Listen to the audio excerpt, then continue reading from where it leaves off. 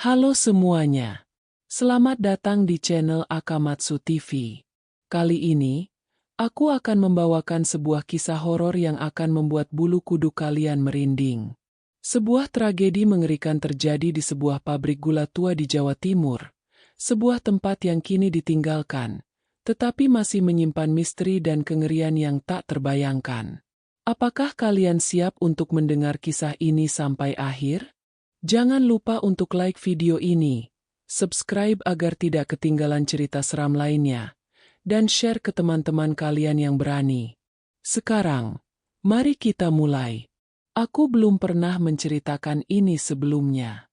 Bahkan sekarang, saat aku menuliskan kata-kata ini, tanganku gemetar. Tapi seseorang harus tahu kebenaran tentang apa yang terjadi di pabrik gula tua di Jawa Timur. Itu bukan sekadar bangunan terbengkalai. Itu adalah makam, monumen bagi kengerian yang pernah terjadi di sana. Sejarah pabrik gula. Pabrik itu dibangun pada masa kolonial Belanda, sebuah bangunan besar dari baja dan bata yang berdiri seperti benteng di tengah hamparan ladang tebu yang luas. Itu adalah jantung ekonomi lokal, mempekerjakan ratusan pekerja yang bekerja siang dan malam untuk mengolah gula yang dikirim ke seluruh dunia. Generasi demi generasi bergantung padanya, dan bagi banyak orang, itu adalah satu-satunya kehidupan yang mereka kenal. Namun, pabrik itu juga memiliki sisi kelam. Dikatakan bahwa pada awal 1900-an, pengawas Belanda menggunakan metode brutal untuk menjaga para pekerja tetap patuh. Mereka yang membangkang atau gagal memenuhi kuota dihukum dengan kejam, terkadang menghilang tanpa jejak. Desas-desus beredar bahwa pabrik itu dibangun di atas tanah keramat, bahwa ada roh kuno yang bersemayam di bawahnya, dan bahwa darah harus ditumpahkan agar mesin tetap berjalan. Pengorbanan. Bisikan tentang pengorbanan dianggap sebagai tahayul belaka, tetapi mereka yang bekerja di pabrik tahu lebih baik. Mesin kadang-kadang tiba-tiba berhenti tanpa alasan, dan ketika itu terjadi, kecelakaan pasti menyusul. Seorang pekerja kehilangan tangan, lengan, atau lebih buruk lagi, terseret ke dalam roda gigi dan hancur. Para pengawas menyebutnya kemalangan. Para pekerja menyebutnya harga darah. Kemudian datanglah tragedi yang paling mengerikan. Pada suatu malam yang lembab di tahun 1932, mesin tiba-tiba berhenti beroperasi. Mandor Belanda, seorang pria bernama Van der Meer, sangat murka. Dia memerintahkan para pekerja untuk memperbaikinya, tetapi tidak ada yang berhasil. Roda gigi menolak bergerak, seolah-olah sesuatu yang tak terlihat menahannya. Berjam-jam berlalu, dan kepanikan mulai menyelimuti. Produksi terhenti, dan pabrik tidak bisa kehilangan satu malam kerja. Saat itulah Van der Meer mengambil keputusan yang akan mengutuk pabrik itu selamanya. Dia memerintahkan seorang pekerja, seorang pria Jawa tua yang telah bekerja di pabrik sejak kecil, untuk dilempar ke dalam roda gigi. Para pekerja memprotes, tetapi para pengawas bersenjata. Pria tua itu tidak melawan. Dia hanya menundukkan kepala, berbisik doa, dan melangkah maju. Saat tubuhnya dilahap oleh mesin, roda gigi langsung berputar kembali. Pabrik kembali beroperasi, dan Van der Meer tersenyum. Para pekerja menangis, tetapi tidak ada yang berani berbicara tentang apa yang terjadi.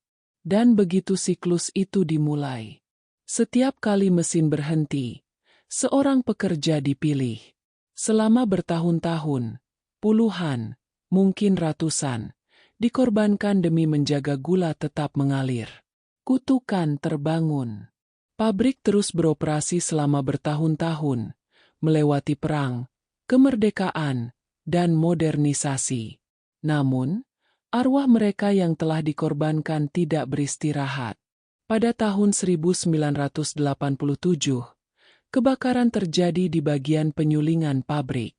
Api menyebar dengan cepat, melahap segala sesuatu di jalurnya. Para pekerja berusaha melarikan diri, tetapi pintu telah dikunci dari luar, tindakan kejam untuk mencegah pencurian. Lebih dari 50 orang tewas terbakar malam itu. Jeritan mereka bergema di ladang, terbawa angin. Pabrik ditutup setelah kejadian itu. Dinyatakan terlalu berbahaya untuk beroperasi. Tanah itu ditinggalkan. Mesinnya dibiarkan berkarat. Alam mengambil kembali apa yang telah dirampas. Dan selama bertahun-tahun, kesunyian menyelimuti reruntuhan itu. Sampai aku datang. Malam ketika aku melihat mereka. Aku masih seorang mahasiswa ketika pertama kali mendengar tentang pabrik itu. Aku dan teman-temanku, yang haus akan petualangan, memutuskan untuk mengunjunginya pada suatu malam. Kami mengabaikan peringatan dari penduduk setempat, menertawakan tahayul mereka. Hanya cerita hantu. Kata kami, tidak lebih. Betapa salahnya kami. Begitu kami memasuki area pabrik, udara terasa berat, dipenuhi aroma gula yang terbakar dan sesuatu yang lain, sesuatu yang busuk. Dindingnya tertutup jelaga, mesinnya membeku dalam waktu, berkarat dan rusak. Kami menjelajah dengan hati-hati. Senter kami menembus kegelapan. Lalu kami mendengarnya. Suara gerinda rendah. Itu adalah roda gigi. Mesin yang telah diam selama puluhan tahun, mulai bergerak. Kami membeku, menatap dengan ngeri saat roda gigi berkarat berputar.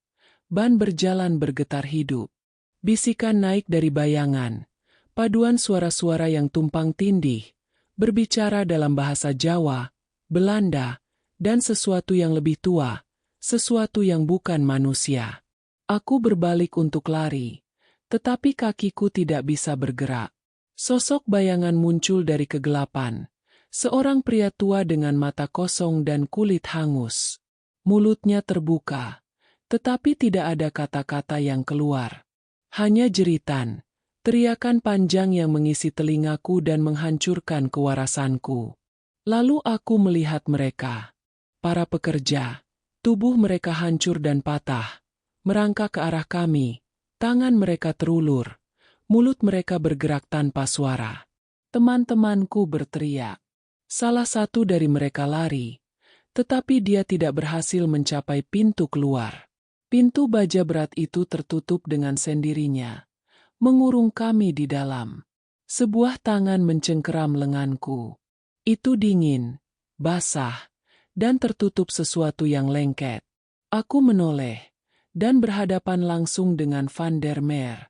Hal terakhir yang kuingat sebelum kehilangan kesadaran adalah perasaan ditarik ke dalam mesin, ke dalam kegelapan. Penutup. Dan itulah kisah mengerikan dari pabrik gula tua di Jawa Timur. Apakah kalian percaya dengan kutukan yang masih berlanjut hingga hari ini? Atau ini hanya legenda yang diceritakan turun-temurun? Tulis pendapat kalian di kolom komentar. Jangan lupa like, subscribe, dan share Akamatsu TV ke teman-teman kalian. Sampai jumpa di video berikutnya. Jika kalian berani, wajah berteriak ketakutan api.